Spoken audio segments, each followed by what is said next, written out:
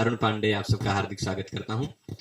मित्रों, जैसा कि आप सब जानते हैं कि चाहे यूजीसी नेट हो, यूपी पीजीटी हो या आरपीएससी हो, अन्य जो भी उच्च स्तरीय परीक्षाएं हैं, उन सभी परीक्षाओं में आपको कुछ अलंकारों के बारे में पढ़ना पड़ता है। उन अलंकारों में से आज मैं आपको वक्रोक्ति अलंकार बताऊंगा, जो हायर लेवल में ही है, सब जगह नहीं है, केवल यूजीसी के पाठ्यक्रम में आपको मिलेगा और असिस्टेंट प्रोफेसर इत्यादि के पाठ्यक्रम में मिलेगा, पीजीटी में भी नहीं है। तो इस वक्रोक्ति अलंकार को शब्दशः काव्य प्रकाश के अनुसार, काव्य प्रकाश में जो इसके उदाहरण दिए हैं, जो इसके भेद दिए हैं, जो इसका लक्षण है, वो सब कुछ हम आपकी बुद्धि में उतार देंगे पूरी तरह से। सबसे पहले थोड़ा अलंकार का यदि सामान्य परिचय दें तो अलंकार शब्द से ही आप पकड़ पा रहे होंगे कि अलंकार यानी एक प्रकार का आभूषण होता है। जैसे स्त्रियां अलंकार धारण करती हैं, अंगूठी हो गया, ये गले का हार हो गया, कुंडल हो गया, अन्य जो भी आभूषण धारण किए जाते हैं वो अलंकार होते हैं। ये अलंकार कुल मिलाकर दो प्रकार के होते हैं। वो दो प्रकार कौन से? कुछ कुछ शब्दों पर आधारित अलंकार होते हैं, वो शब्दालंकार होते हैं। ठीक है, कुछ अलंकार कैसे होते हैं? जो शब्दालंकार, हिंदी में मैं लिख रहा हूं, अन्यथा परसवर्ण करके भी लिखा जा सकता था। ठीक है, कुछ अलंकार शब्दों पर आश्रित होने के कारण शब्दालंकार होते हैं, कुछ अलंकार अर्थों पर आश्रित होने के कारण अर्थालंकार होते हैं। तो अब कैसे आप जानेंगे कि कौन सा शब्दालंकार है, कौन सा अर्थालंकार है?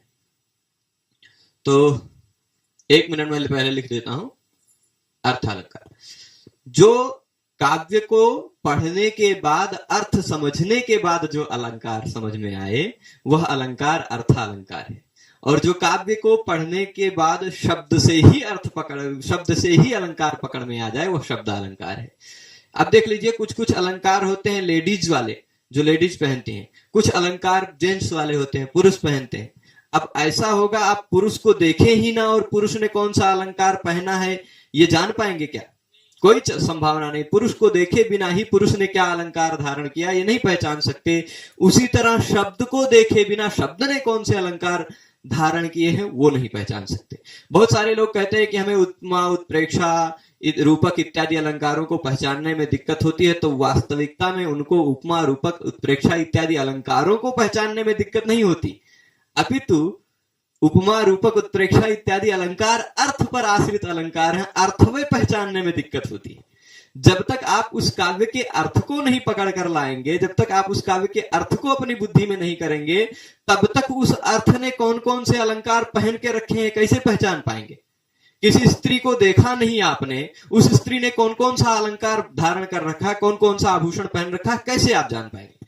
तो इसलिए शब्दालंकारों को समझने के लिए आपको शब्दों को पकड़ना पड़ता है, अर्थालंकार को समझने के लिए आपको अर्थों को पकड़ना पड़ता है।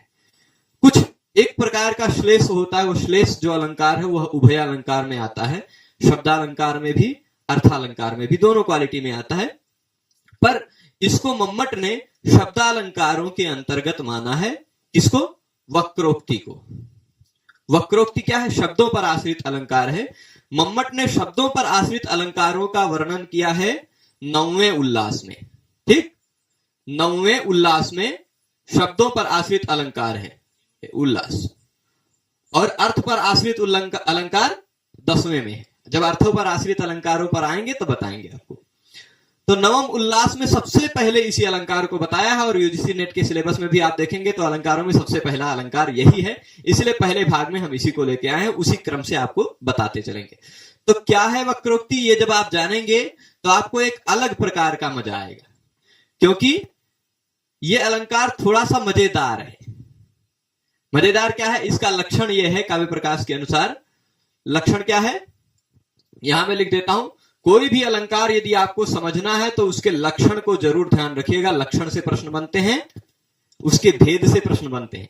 कितने प्रकार का है, उसका लक्षण क्या है, उसके प्रकार कितने हैं, कभी कभी उदाहरण भी पूछ लिया जाता है। मैं आपको सब कुछ बताऊंगा, लक्षण भी बताऊंगा, उदाहरण भी बताऊंगा, प्रकार भी बताऊंगा, प्रत्येक प्रकार के उदाहरण भी बताऊंगा, और यह भी समझाऊंगा कि यहां यही प्रकार की वक्रोक्ति क्यों है। तो अब देखिए, यदुक्तमन्यथा वाक्यमन्यथा अन्येन योज्यते श्लेषेण काक्वा वाज्ञेया सा वक्रोक्ति ही तथा द्विधा। देखिए, यदुक्तम, यदुक्तम मतलब जो कहा गया है, जो कहा गया है। कैसे कहा गया है? अन्यथा, अन्यथा मतलब अन्य ढंग से कहा गया, अन्य प्रकार से कहा गया। कैसे कहा गया है? अन्य ढंग से, अन्य प्रकार से या अन्य अर्थ में कहा गया है। क्या? वाक्यम, वाक्य।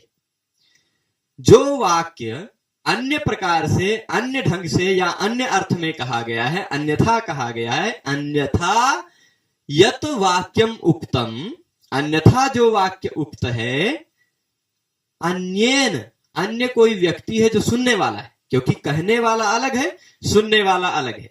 अन्येन वो सुनने वाले ने, अन्य जो व्यक्ति है उसने अन्यथा योज्यते, वो अन्य ढंग से समझ लेता है। कहने वाले ने कहा किसी दूसरे ढंग से, सुनने वाले ने समझ लिया किसी दूसरे ढंग से। ठीक? अन्यथा उक्तम वाक्यम यत, अन्यथा कहा गया जो वाक्य है वह यदि कोई व्यक्ति अन्यथा यानी अन्य ढंग से समझ लेता है, अब क्यों समझ लेता है? ऐसे समझ लेगा क्या? मैं कहूंगा राम वन जाता है तो क्या आप समझ जाएंगे कि राम वन नहीं कुछ दूसरे जगह जाता है? ऐसा तो नहीं समझेंगे ना। तो अगर कोई व्यक्ति किसी दूसरे अर्थ में कह रहा है वाक्य और कोई व्यक्ति कुछ दूसरे अर्थ समझ ले रहा है, तो उसमें कुछ ना कुछ तो रीजन होगा। वह रीजन क्या होगा? वह रीजन या वह कारण हो सकता है श्लेष। कौन सा कारण हो सकता है? श्लेष। श्लेष मतलब एक ही शब्द में अनेक अर्थों का छिपा हुआ रहना। तो अब एक ही शब्द में यदि अनेक अर्थ छिपे हुए हैं तो हो सकता है, ऐसी पूरी संभावना है कि मैं किसी दूसरे अर्थ में कहूं, आप कोई दूसरा अर्थ समझ जाए, पूरी संभावना है ना? श्लेष के कारण, श्लेष के कारण अगर अन्य ढंग से कहा हुआ वाक्य अन्य व्यक्ति अन्य ढंग से समझ लेता है तो वहां पर वक्रोक्ति होती है, श्लेषेण, श्लेष के कारण होती है। अथवा दूसरा कारण क्या है? काक्वा, काकू के कारण। काकू किसे कहते हैं जानते हैं?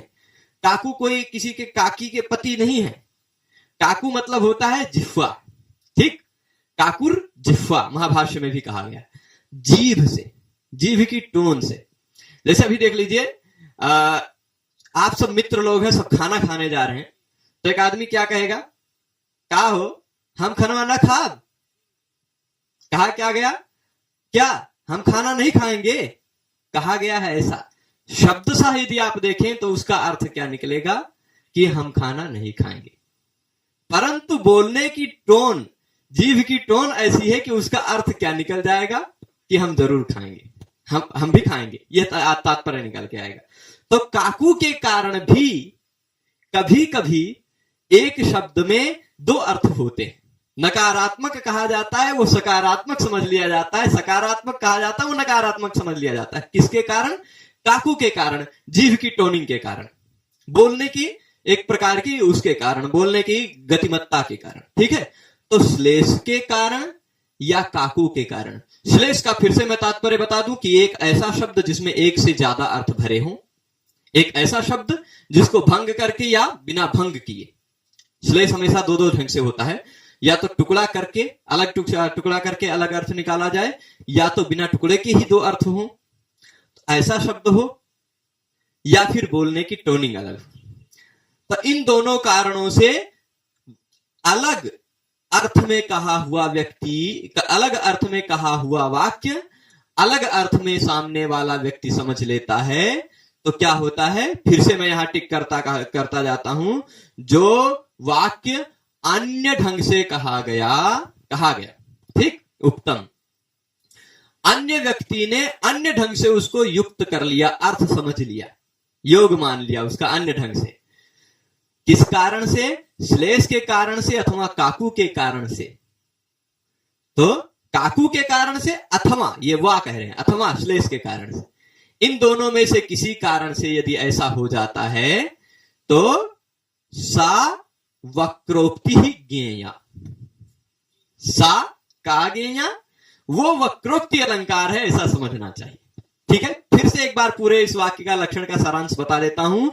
जो वाक्य किसी ने अन्य ढंग से कहा हो, सामने अन्य व्यक्ति ने कुछ अन्य ढंग से समझ लिया हो, किस कारण? श्लेष के कारण अथवा काकू के कारण, वह वक्रोक्ति अलंकार जानना है उसको, ठीक।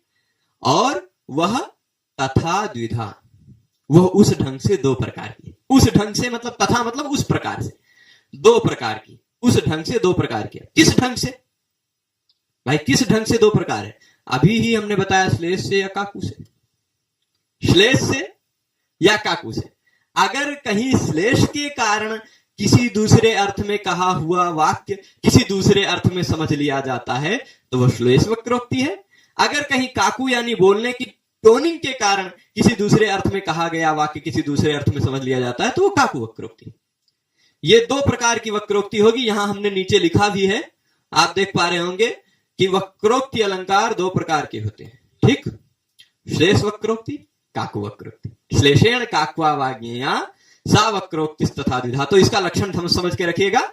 यदुक्तम अन्यथा वाक्यम अन्यथा अन्येन योज्यते श्लेषेण काक्वावाज्ञेया सा वक्रोक्ति तथा द्विधा। वो श्लेष और काकू से दो प्रकार की वक्रोक्ति होती है। कब श्लेष वक्रोक्ति होती है, किस तरह से श्लेष वक्रोक्ति होती है, कब काकू होती है और किस तरह से होती है, इसको समझा देते हैं। तब देखिए, पहले श्लेष वक्रोक्ति को देखते हैं, पदभंग श्लेष वक्रोक्ति। देखिए, हमने बताया है दो ही प्रकार की वक्रोक्ति, पर श्लेष और काकू से।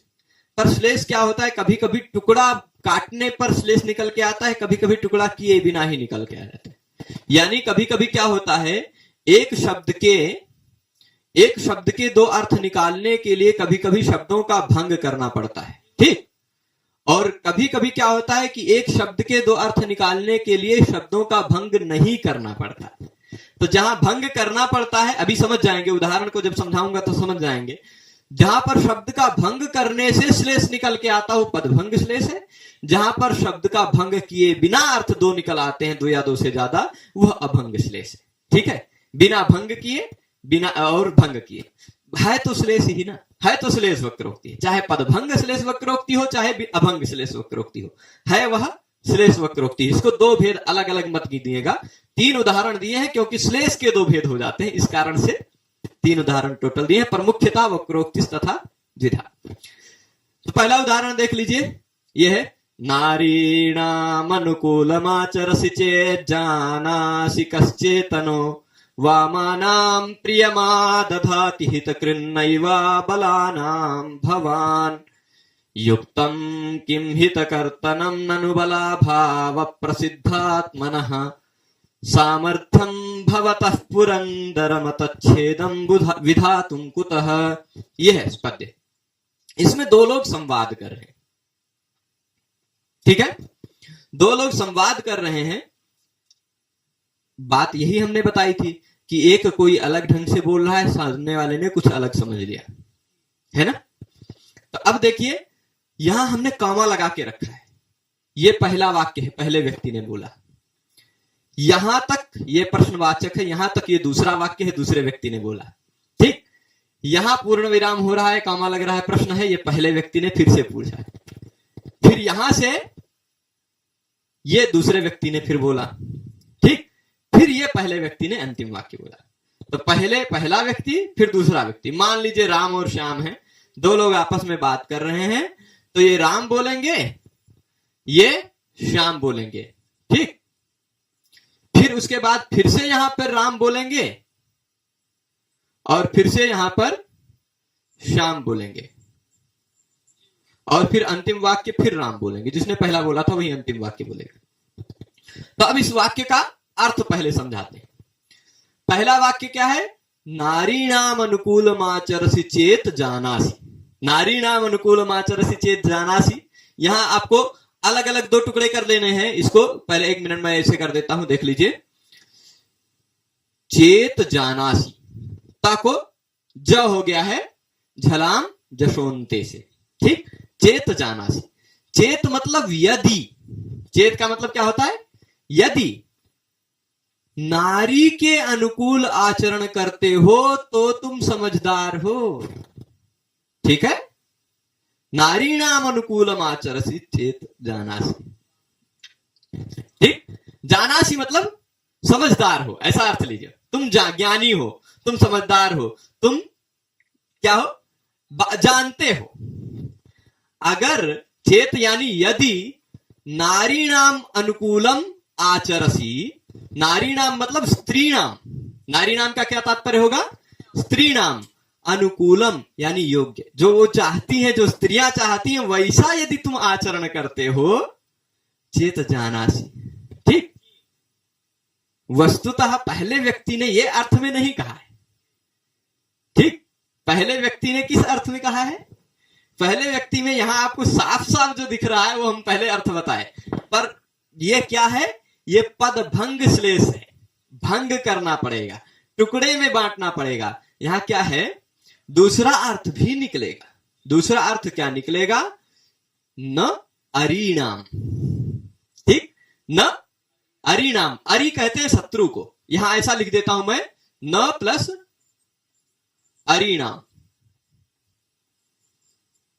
तो भंग किया ना, इसी शब्द को जो नारी नाम है उसी को हमने भंग किया, शब्द को भंग किया, इसलिए एक शब्द से दो अर्थ निकला, तो इसलिए पद भंग श्लेष है। अब वक्रोक्ति कैसे होगी वो अभी समझाते हैं। ठीक, तो कह रहे शत्रुणाम, अरिणाम मतलब शत्रुणाम, अनुकूलम न आचरसी चेत जानासी, ये अर्थ है। अरिणाम मतलब शत्रुओं के, अनुकूलम यानी अनुकूल, न आचरसी चेत जानासी, नहीं शत्रुओं के अनुकूल आचरण तुम नहीं करते तो तुम समझदार हो, ये तात्पर्य है। ठीक, शत्रुणाम यानी अरिणाम हो गया, अनुकूलम यानी उनके अनुकूल, शत्रुओं के अनुकूल आचरण यदि करते हो, आचरण यदि नहीं करते हो, ना नहीं करते हो, चेत जानासी तो तुम समझदार हो। ये किसने कहा, पहले व्यक्ति ने। किसने, राम ने। राम ने श्याम से कहा कि तुम शत्रुओं के अनुकूल आचरण नहीं करते तो तुम समझदार हो, पर उसने क्या समझ लिया, जो हमने पहले समझाया वो वाला समझ लिया, है ना, कि स्त्रियों के अनुकूल आचरण करते हो तब तुम समझदार हो, है ना। उसने क्या समझ लिया, थोड़ा रहा होगा स्त्री वाला, मतलब स्त्री के प्रेम में पड़ा रहने वाला, तो उसने क्या समझ लिया कि स्त्रियों के अनुकूल आचरण करते हो तो तुम समझदार हो। ठीक है, आप वही समझ रहे थे, चलिए बहुत अच्छा है, तो आप समझदार हैं, है ना।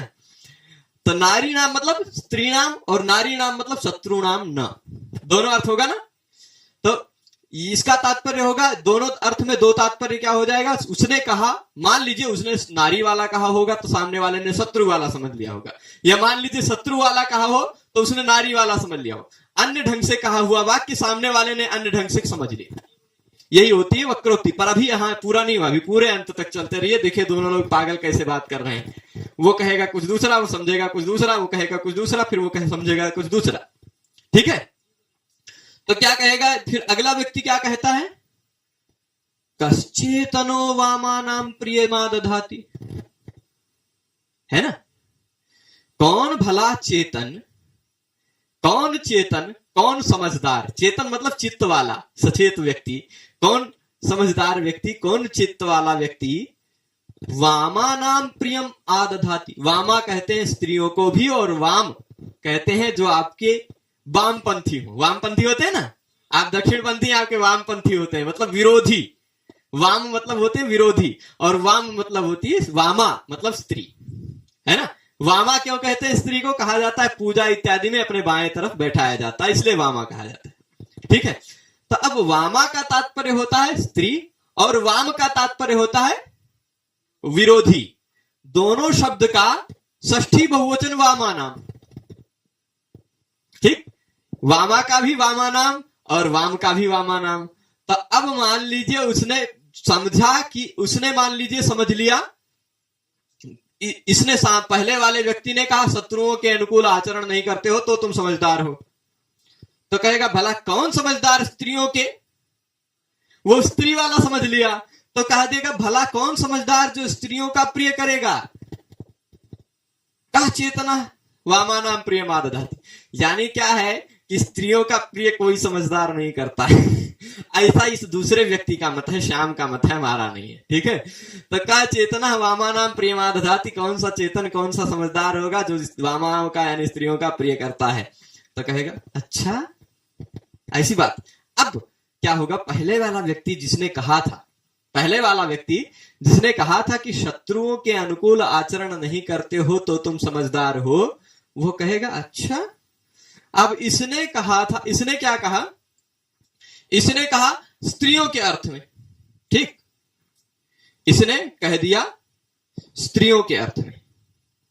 या फिर पहले ऐसे लीजिए, पहले वाले व्यक्ति ने किस अर्थ में कहा? पहले वाले व्यक्ति में ऐसा ले लीजिए, स्त्री अर्थ में कहा, ठीक। पहले वाले व्यक्ति ने तो फिर ज्यादा अच्छे, पहले वाले व्यक्ति ने स्त्री वाले अर्थ में कहा तो ज्यादा अच्छे से समझ में आ जाएगा। मान लीजिए आपको कि पहले वाले व्यक्ति ने कहा कि तुम स्त्रियों के अनुकूल आचरण करते हो तो तुम समझदार हो, पर वह नारी नाम को उसने अलग भंग करके न अरिनाम समझ लिया कि तुम शत्रुओं के अनुकूल आचरण करते हो तो शत्रुओं के अनुकूल आचरण नहीं करते हो तो तुम समझदार हो, ऐसा समझ लिया। तो उसने शत्रुओं वाले अर्थ में वामा नाम शब्द का प्रयोग किया कि भला कौन समझदार, भाई बात वही हुई तो उसी का जवाब देगा, भला कौन समझदार शत्रुओं के अनुकूल आचरण करता है ना? यानी हम शत्रुओं के अनुकूल आचरण नहीं करते हैं, यही समझ लिया। कहा चेतना वामा नाम प्रियम आदधाति, कौन चेतन, कौन समझदार वामा नाम यानी शत्रु नाम प्रियम आदधाति, प्रिय करता है, कौन समझदार शत्रुओं का प्रिय करता है? तो कहेगी अच्छा। अब इसने कहा शत्रुओं अर्थ में, पहले वाले ने नारी अर्थ में कहा था तो नारी अर्थ ही समझेगा, क्योंकि वामा शब्द का नारी अर्थ भी है ना, और वाम का अर्थ विरोधी भी होता है। तो तुम कौन भला चेतन जो विरोधियों के अनुकूल आचरण करेगा, ऐसा कहा, पर उसने समझ लिया कौन समझदार नारियों के अनुकूल आचरण करेगा, ऐसा समझ लिया है ना। तो उसने कौन समझदार नारियों के अनुकूल आचरण करेगा, इसको अपना विरुद्ध उत्तर मिलने लगा, क्योंकि नारी के अर्थ में उसने कहा था, उसने शत्रु अर्थ में समझा, तो उसने शत्रु अर्थ में कहा तो ये नारी अर्थ में समझा, है ना। तब नारी अर्थ में ये कहेगा कस चेतन वामा नाम प्रियमादधाति, कौन चेतन, कौन समझदार वामा यानी स्त्री, वामा यानी पुरुषों का क्या विरोधियों के प्रिय करता है। तो कहेगा अच्छा, हितकृत नैवा अबला नाम भवान, अबला नाम, अबला स्त्रियों को कहा जाता है ना, अबला नाम यानी स्त्री नाम। यहां तीसरा वाक्य देख रहे हैं हम, अबला नाम यानी स्त्री नाम, भवान हितकृत नैव,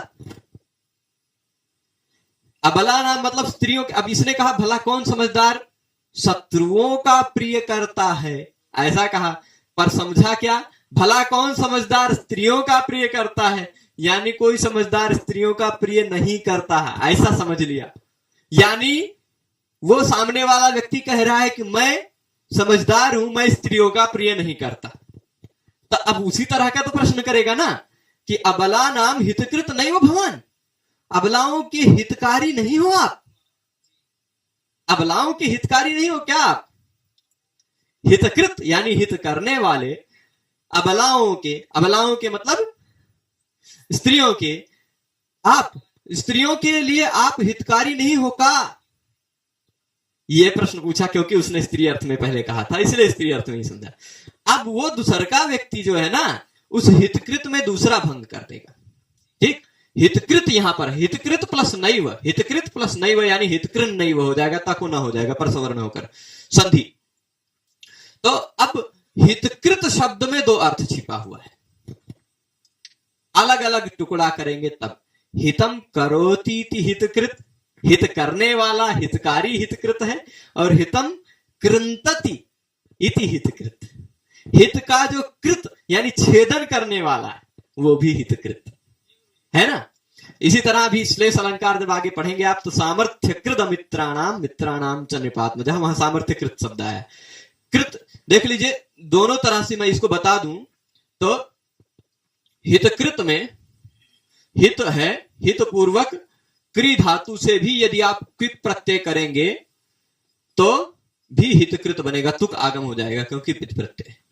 और हित शब्द है, उसके साथ कृत धातु, कृति छेदने, छेदन अर्थ वाला कृत धातु से भी क्विप प्रत्यय करेंगे तो भी वही शब्द बनेगा हितकृत। क्विप का सर्वापहारी लोप होगा दोनों जगह। यहां अंतिम वर्ण ह्रस्व है इसलिए तुक का आगम होगा, यहां अंतिम वर्ण ह्रस्व नहीं है इसलिए वैसे को वैसा रह जाएगा, ठीक। ह्रस्व से पितिकृति तुक। तो हितकृत शब्द क्री धातु से भी बनेगा और कृत धातु से भी बनेगा, यानी हित को काटने वाला भी हितकृत और हित करने वाला भी हितकृत, हित छेदन करने वाला भी हितकृत और हित करने वाला भी हितकृत।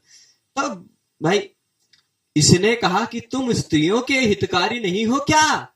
उसने क्या समझा? अबल शब्द का अर्थ ले लिया। अबल यानी होता है अबला, अबला का अबल ले लिया उसने, है ना। अबल मतलब कमजोर ले लिया, है ना। अबल मतलब कमजोर ले लिया, या अबल का तात्पर्य एक और लिया जा सकता है क्या, कि अबल का तात्पर्य स्त्री, और अबला का तात्पर्य स्त्री, और अबल का मतलब निर्बल। ठीक, तो अबलों के हितकारी नहीं हो क्या तुम? ऐसा समझ लिया, ऐसा समझ लिया कि भाई अबलों के, अबलाओं के हितकारी तुम नहीं हो क्या? उसने कहा स्त्रियों के हितकारी तुम नहीं हो क्या, पर इसने क्या कह दिया? तुम अबलों के हित छेदक नहीं हो क्या, है ना। अबलों के हित छेदक, हित का छेदन करने वाले, हित का नाश करने वाले, तो यानी कमजोरों के हित का नाश करने वाले तुम नहीं हो क्या, ऐसा समझ लिया। तो क्या कहेगा? कमजोरों के हित के नाश करने की क्या आवश्यकता है? वो बेचारे खुदे कमजोर हैं, उनके हित की नाश करने की क्या आवश्यकता है? समझिएगा, इसने कहा स्त्री अर्थ में, इसने समझा शत्रु अर्थ में, तो बोला इसने शत्रु अर्थ में, उसने स्त्री अर्थ में कहा था इसलिए समझा स्त्री अर्थ में, फिर से कहा स्त्री अर्थ में, पर इसने समझा कि अबल मतलब जो कमजोर लोग हैं, तो कमजोर लोगों के हित का कृंतन नहीं करते हो क्या तुम, ऐसा समझा, तो इसने कहा कमजोर अर्थ में।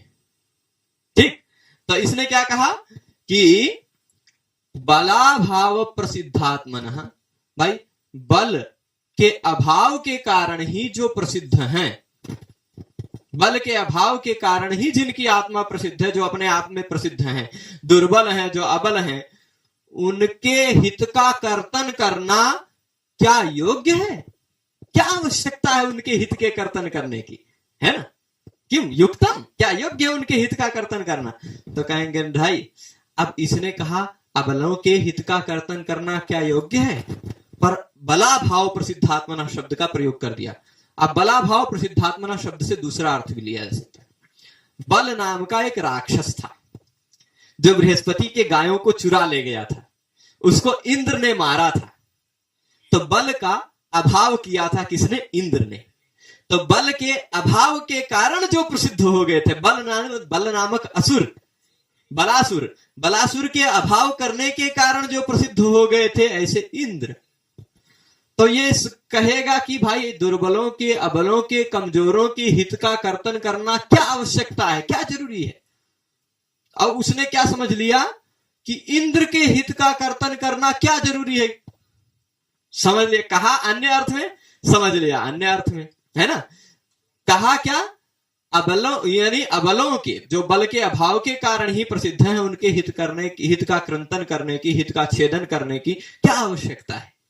तो उसने समझ लिया कि इंद्र के हित का छेदन करने की क्या आवश्यकता है। तो अब कहेगा इंद्र के हित का छेदन करने की तुम्हारी औकात कहां है ना। तो क्या कहेगा? सामर्थ्यम भवतः, भवतः मतलब तुम्हारा सामर्थ्य इंद्र के मत का छेद करने में भला कहां। पुरंदर इंद्र का नाम है, ठीक। पुरंदर, मघवा, बिडौजा, पाकशासन इत्यादि बहुत सारे नाम है। तो पुरंदर के मत का, इंद्र के मत का छेदन करना, कर्तन करना, विधातुम यानी कर्तुम, करने में भला तुम्हारा कहां से सामर्थ्य। ठीक है, फिर से मैं एक दोनों का संवाद बोल देता हूं। मान लो, अब इसमें शब्दशः नहीं बताता हूं, पर ऐसा समझ लीजिएगा वक्रोक्ति क्या है कि राम ने कहा श्याम से कि तुम स्त्रियों के अनुकूल आचरण करते हो तो तुम समझदार हो। श्याम ने समझ लिया कि तुम शत्रुओं के अनुकूल आचरण नहीं करते हो तो समझदार हो। तो कहेगा भला कौन समझदार शत्रुओं के अनुकूल आचरण करता है? श्याम कहेगा भला कौन समझदार शत्रुओं के अनुकूल आचरण करता है। अब वो शत्रुओं को समझ लिया स्त्री, भला कौन समझदार स्त्रियों के अनुकूल आचरण करता है। तो कहेगा तुम स्त्रियों के अनुकूल, तुम स्त्रियों के हितकारी नहीं हो क्या। उसने कहा तुम स्त्रियों के हितकारी नहीं हो क्या, राम ने कहा श्याम से। तो श्याम क्या समझ लेगा कि तुम कमजोरों के हित कर्तन वाले नहीं हो क्या, ऐसा समझ लिया श्याम ने। तो श्याम कहेगा कमजोरों के हित का कर्तन करने की क्या आवश्यकता है, कमजोरों के हित कर्तन करने की क्या आवश्यकता है। कहा श्याम ने पहले से ही बेचारे कमजोर हैं, उनके हित के कर्तन की क्या आवश्यकता। वो समझ लेगा कि इंद्र के हित के कर्तन की क्या आवश्यकता है। समझ लेगा तो कहेगा कि इंद्र के हित का कर्तन करने की तुम्हारी औकात कहां से है, तुम्हारा सामर्थ्य कहां से है ना। तो ये हुआ, ये है वक्रोक्ति कि वक्रोक्ति में जो वाक्य किसी ने किसी दूसरे ढंग से कहा हो, सामने वाले ने किसी दूसरे ढंग से समझ लिया हो, वही वक्रोक्ति है। वह श्लेष के कारण होती है या तो काकु के कारण होती है। यहां श्लेष है। श्लेष क्या है? नारी नाम शब्द में दो अर्थ छिपा हुआ है, न अरिणाम और शत्रु नाम। न अरिणाम मतलब शत्रु नाम, न ये तात्पर्य होगा, और नारी नाम मतलब स्त्री नाम। उसी तरह यहां पर वामा नाम में भी वाम शब्द और वामा शब्द दोनों छिपा। वाम मतलब विरोधी, वामा मतलब स्त्री, तो दोनों अर्थ शब्द छिपा हुआ श्लेष है। भंग करके श्लेष निकल के आएगा। उसी तरह यहां क्या है? हितकृत में हितकारी और हितकर्तन करने वाला दोनों अर्थ छिपा हुआ श्लेष है। ठीक है। अब फिर इसके बाद बलाभाव प्रसिद्धात्मना में दो अर्थ है, बल का अभाव और बल का अभाव, बलासुर का अभाव और बल का अभाव, दोनों अर्थ छिपा हुआ है पद का भंग करने पर। ठीक। और इस तरह से यहां भंग श्लेष है, पद का भंग करना पड़ रहा है। नारी नाम अलग है और न अरि नाम अलग है, टुकड़ा करना पड़ता है, अलग ढंग से भंग करना पड़ता है अलग। इसलिए पदभंग श्लेष का यह उदाहरण, और श्लेष के कारण यहां वक्रोक्ति है, इसलिए पदभंग श्लेष वक्रोक्ति हो। ये उदाहरण आप समझे होंगे, और वक्रोक्ति अलंकार भी समझे होंगे कि जहां कहा जाए कुछ दूसरे ढंग में, समझ लिया जाए कुछ दूसरे ढंग। दूसरा अगला उदाहरण मैं आपको ले चलता हूं, वो भी इसी तरह के भाई सब कुछ मजेदार है। ठीक। दूसरा यहां पर भंग नहीं करना पड़ेगा, पर श्लेष के कारण ही वक्रोक्ति होगी। अहो केने दृशी बुद्धिर दारुणा तव निर्मिता, त्रिगुणा श्रूयते बुद्धिर न तो दारुमयी क्वचित। ये समझिएगा, अहो दो लोग इसमें भी बात कर रहे हैं। भाई बात तो यही होगी कि दो लोग कर रहे होंगे, तभी सामने वाला कुछ दूसरा समझेगा, है ना। तो इसमें भी दो व्यक्ति सब बात कर रहे हैं। पहली लाइन पहले ने बोली, दूसरी लाइन दूसरे ने बोली। तो पहले ने, मान लीजिए कोई नालायक और नालायिका, मतलब नायक और नायिका, हम ऐसे साहित्यिक भाषा में बोलते हैं, ये दोनों आपस में बात कर रहे हैं। ठीक। तो नायिका मान लीजिए उससे रुष्ट हो गई, दोनों में रूठना मनाना चलता रहता है। रुष्ट हो गई है तो उसको मनाने के कह रहे हैं। भाई क्या होता है, कभी कभी मिसअंडरस्टैंडिंग में कभी कोई कुछ बोलता है, कुछ दूसरा ही समझ लेता है। तो अब वो क्या बोलेगा कि भाई तुम्हारी बुद्धि इतनी कठोर किसने बना दी, तुम हमारी बतिया काहे नहीं समझती। अहो, अहो मतलब हाय आश्चर्य है, हाय आश्चर्य है, केन किसने, ईदृशी दारुणा तव बुद्धि ही निर्मिता। अहो आश्चर्य है, किसने इस तरह की दारुण कठोर बुद्धि तुम्हारी बना दी है। किसी भी प्रसंग पे हो सकता है, नायिका ने नायक से कहा हो, नायक ना समझ रहा हो उसकी बात को, है ना, उसकी बात ना मान रहा हो, बार बार कह रही हो, उसका बात ना मान रहा हो, तो वो हो सकता है नायक से ही कहती हो कि अरे हाय किसने तुम्हारी इतनी कठोर बुद्धि बना दी है। ऐसा भी हो सकता है ना। खाली तात्पर्य यही इतना है, अहो किसने इस तरह की दारुण कठोर भीषण बुद्धि तुम्हारी बना दी है। अब बुद्धि कौन बनाता है भाई? ब्रह्मा जी, ब्रह्मा जी। ठीक।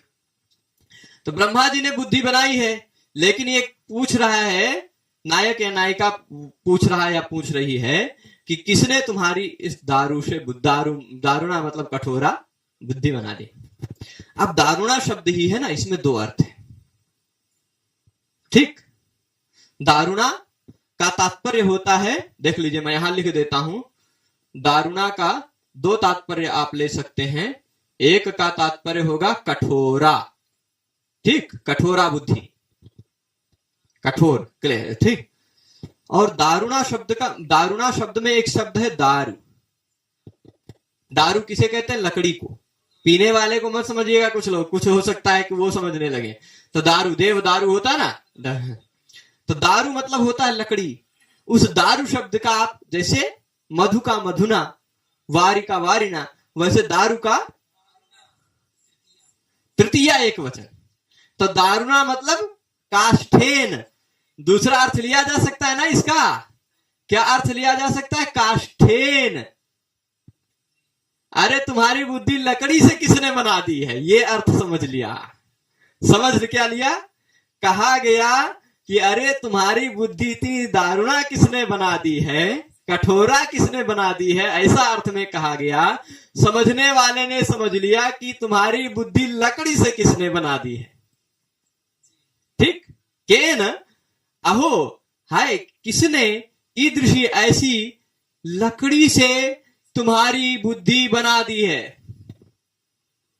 ठीक, तो अब क्या कहेगा भाई, हमने तो सुना है कि बुद्धि 3 गुण से बनती, सत्व रजस तमस से, लकड़ी से बुद्धि बनती, वैसा तो हमने सुना ही नहीं है। वही बात वो दूसरा व्यक्ति उत्तर में दे देगा, त्रिगुणा श्रूयते बुद्धि, हमने तो सुना है, श्रूयते मतलब सुना है, त्रिगुणा बुद्धि 3 गुण से बनता है, सत्व रजस तमस की साम्यावस्था होती है या विषम्या, इन सबको अन्योन्य एक दूसरे को मिलाकर सत्व रजस तमस गुण, इन तीनों गुणों को मिलाकर बनती है बुद्धि। हमने तो ऐसा सुना है। न तो दारुमयी कुचित, हमने लकड़ी की बुद्धि तो कहीं नहीं सुनी। ठीक है, अब ये अर्थ भी समझ गए होंगे आप कि कहा गया किसी दूसरे अर्थ में, समझने वाले ने किसी दूसरे अर्थ में समझ लिया, है ना। फिर से बता दूं तो अहो आश्चर्य है कि तुम्हारी किसने इस प्रकार की कठोर बुद्धि तुम्हारी बना दी है। उसने समझा क्या, आश्चर्य है कि किसने इस प्रकार की लकड़ी से तुम्हारी बुद्धि बना दी है। समझने वाले ने समझ लिया। दूसरा तो कहेगा कि 3 गुण वाली हमने बुद्धि सुनी है, लकड़ी वाली तो बुद्धि हमने सुनी ही नहीं है। ठीक है, तो ये आप समझ गए होंगे, कहा गया किसी दूसरे अर्थ में, समझने वाले ने समझ लिया कुछ दूसरे अर्थ में, इसलिए है वक्रोक्ति। पर यह वक्रोक्ति किस कारण है, क्योंकि इसी एक शब्द में 2 अर्थ छिपा हुआ है, 2 अर्थ छिपा हुआ है दारुणा में। पर आप बताइए, दारुणा के टुकड़े करने पड़ते हैं जो क्या, जैसे नारी नाम को हमें टुकड़ा करना पड़ता था, नारी नाम अलग और न अरि नाम अलग, वैसे दारुणा शब्द का टुकड़ा करना नहीं पड़ता। दारुणा शब्द का कठोरा भी अर्थ निकल आता और दारुणा ही शब्द का लकाष्ठेन अर्थ भी निकल आता, बिना भंग किए, बिना भंग किए। वहां नारी नाम अलग भंग था, न अरि नाम अलग भंग था। ठीक, हाँ, तो वहां भंग के साथ था, यहां भंग किए बिना ही एक शब्द से 2 अर्थ निकल रहा है। उसने कहा किसी दूसरे अर्थ में, उस सामने वाले ने समझा किसी दूसरे अर्थ, इसलिए यहां अभंग श्लेष वक्रोक्ति है, पर है तो श्लेष वक्रोक्ति। ठीक है तो श्लेष वक्रोक्ति, यानी इस तरह से हमने श्लेष वक्रोक्ति यानी पहला वक्रोक्ति का प्रकार देखा। उसके 2 उदाहरण दे दिए हैं मम्मट ने, 2 उदाहरण दे दिए हैं, क्योंकि श्लेष 2 ढंग से हो सकता है इसलिए। ठीक है, कभी कभी भंग के कारण श्लेष हो जाता है, कभी कभी बिना भंग के ही हो जाता है, तो इसलिए दोनों उदाहरण दे दिया है, पर है वो एक ही प्रकार। अब दूसरा प्रकार वक्रोक्ति का क्या है, काकू वक्रोक्ति। हमने बताया था अभी काकू मतलब होता है जिह्वा, बोलने की टोनिंग। ठीक, आपने शायद सुना होगा वो भीम का, या वेणी संहार में शायद उदाहरण है कि उसने कहा है भीम ने, मथनामि कौरव शतम समरे न कोपात, मथनामि कौरव शतम समरे न कोपात, दुशासनस्य रुधिरम न पिबाम्युरस्तः। तात्पर्य क्या है कि मैं अपने कोप से समरांगण में 100 कौरवों को नहीं मारूंगा, न मथनामि, नहीं मंथन करूंगा 100 को, है, और दुशासनस्य रुधिरम न पिबाम्युरस्तः, दुशासन के उरह स्थल से रुधिरम न पिबामि, रुधिर नहीं पीऊंगा। पर भीम ने बोलने की टोनिंग ऐसी थी भीम की कि मैं समरांगण में क्या कौरव शतम को नहीं मारूंगा, मतलब अवश्य मारूंगा। क्या मैं दुशासन के उरह स्थल से रुधिर नहीं पीऊंगा, मतलब अवश्य पीऊंगा। पर यहां 2 अर्थ है। शब्दशः साधारण व्यक्ति अलग अर्थ समझ सकता है, पर असाधारण व्यक्ति जो उसके टोनिंग को समझेगा वो दूसरा अर्थ ही समझेगा, है ना। पर वहां पर वक्रोक्ति नहीं है, वहां वक्रोक्ति नहीं है, वहां काकू के कारण 2 अर्थ है, ये हमारा कहने का तात्पर्य था। वहां वक्रोक्ति नहीं है। वक्रोक्ति कहां होती, जहां कहा जाए कुछ दूसरे अर्थ में, समझा जाए कुछ दूसरे अर्थ। इस उदाहरण को देखिएगा, गुरुजन परतंत्रतया दूरतरम देशमुद्यतो गंतुम अलिकुल कोकिल ललिते नैष्यति सखी सुरभि समये सौ। देखिए, पहले के समय में आप जानते थे, आज भी होता है गांवों में, शादी हो जाती है थोड़ी छोटे उम्र में, फिर दोनों लोग पति पत्नी बन के आते हैं, गौना होता है, फिर अपने घर में आ जाते हैं, फिर कुछ दिन रहते हैं, फिर अब घर चलाना है तो फिर पति देव को भेज दिया जाता था दूसरे देश, लुधियाना चलो, दिल्ली मुंबई कहीं जाओ, कमा के आओ, कमाओ, है ना, कमाने के लिए भेज दिया जाता था ना। लेकिन इस कमाने के लिए भेजने में कुछ हो जाता था। क्या हो जाता था? दोनों नव दंपतियों का वियोग हो जाता था ना। तो उन दोनों के प्रेम का वियोग जो है, उस प्रसंग के बारे में यहां कहा है। एक कोई नायिका जिसकी शादी हुई है, जिसका पति विदेश जा रहा है, विदेश मतलब दूसरे देश में जा रहा है जो बहुत दूर है, परदेश जा रहा है। पहले के समय में हेलीकॉप्टर या और कुछ नहीं होते थे, गठरी सत्तू बांधते थे, पैदल चले जाते थे, है ना, और फिर पहुंचते थे वहां, कमाते थे, फिर गठरी सत्तू वहां भी बांधते थे, पैदल चले आते थे। ऐसे ही कमाने का वो था। तो अब वो दूर तर देश जा रहा है, थोड़े ना दौड़ दौड़ के बार बार आएगा। क्यों जा रहा है? मेरा पति, ऐसा समझ लीजिए, गुरुजन परतंत्रता। गुरुजन का गुरु अर्थ मत लीजिएगा, पढ़ाने वाला विद्वान। गुरु मतलब जो बड़ा होता है उसको भी गुरु कहा जाता है। घर में जो गुरुजन है, घर में जो बड़े बूढ़े लोग हैं, उनसे परतंत्र है। मेरा पति स्वतंत्र नहीं है, परतंत्र है, बंधा हुआ है। क्योंकि अपने बड़े बूढ़े लोग कह रहे हैं कि घर से जाओ, कहीं कुछ कमा के लाओ। तो परतंत्र होने के कारण, स्वतंत्र न होने के कारण, गुरुजन परतंत्रतया, गुरुजनों से परतंत्र होने के कारण, दूर तरम, बहुत दूर, बहुत दूर, तरप प्रत्यय लगा है। वो तरप होता अति वो द्विवचन विभज्यो पदे तरप, ये सुनो, तरप और ये सुन प्रत्यय होता, उसमें से तर है। यह मतलब क्या होता? दो में से किसी एक, कुछ दूर और दूरतर, दूर और दूरतर। दूर मतलब होता है थोड़ा दूर, उससे थोड़ा और ज्यादा दूर होता है दूरतर, ठीक। और दूरतम जो अपने यहां से सबसे ज्यादा दूर हो, पर ऐसा कुछ है ही नहीं, क्योंकि सबसे ज्यादा दूर उस तरफ से घूमते घूमते जाएंगे, फिर इसी तरफ पहुंच, या हो सकता है कि उत्तरी ध्रुव से दक्षिणी ध्रुव सबसे ज्यादा दूर, है ना, तो दूरतम होगा, पर ये दूरतर कहे। बहुत ज्यादा दूर देश, बहुत ज्यादा दूर देश को गंतुम उद्यतः, जाने को उद्यत है, जाने को उद्यत है, जाना चाह रहा है। किस लिए जाना चाह रहा है? वैसे तो मुझे छोड़ के नहीं जाएगा, पर गुरुजन परतंत्रतया, गुरुजनों से परतंत्र होने के कारण वह दूरतर देश मुझे छोड़ के जाना चाह रहा है। गंतुम उद्यतः। अब ये बताओ कि अली कहते हैं भंवरे को, ठीक, भंवरे को, भंवरों के कुल, कुल मतलब समूह, ढेर सारे, अलिकुल मतलब भंवरों के समूह, और कोयल, भंवरों के समूह से या कोयल से जो ललित है, जो सुशोभित है, जो सुंदर है, ऐसा सुरभि समय, वसंत काल का समय जब आएगा तो भी सुरभि समये असौ, मतलब वह मेरा पति, नैष्यति, हे सखी, हे सखी, वो मेरा पति नैष्यति मतलब नहीं आएगा, ठीक।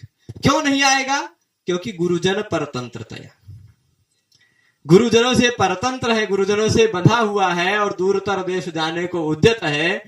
अब वह भंवरों के समूह या कोयल से जो ललित सुंदर सुशोभित जो सुरभि समय है, वसंत काल का समय है, उस समय में असौ नैष्यति, हे सखी, हे सखी, वह नहीं आएगा, ठीक। पर अब उस सामने वाली सखी ने मान लीजिए ऐसा समझ लिया होगा कि गुरुजनों से परतंत्र होने के कारण ही ये दूरतर देश जा रहा है, लेकिन जब भंवरों वाला और कोयल वाला समय आएगा तो क्या नहीं आएगा? नहीं आएगा, मतलब आएगा। बोलने की टोनिंग से ये दूसरा अर्थ निकला। ये दूसरा अर्थ कहां से आया? दूसरे अर्थ समझ लिया, वो टोन से, काकू से, श्लेष से नहीं ना। नैष्यति शब्द में दो अर्थ नहीं है।